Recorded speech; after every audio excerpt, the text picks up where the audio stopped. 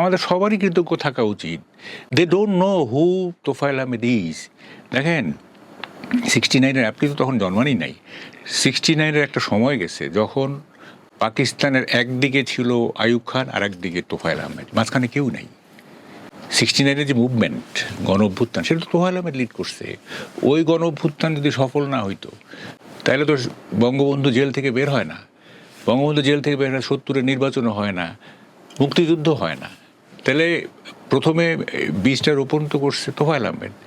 উনি ছাত্রদের 11 দফা দাবি নিয়ে আন্দোলন করে আইয়ুব খানের পতন ঘটাইছে। হ্যাঁ, অথচ মানে এখন অনেকেই দেখতেছে যে as if Tofael Ahmed is nobody. Tofael Ahmed is everybody. হ্যাঁ, তো had there been no Tofael Ahmed, that might have been known our liberation war.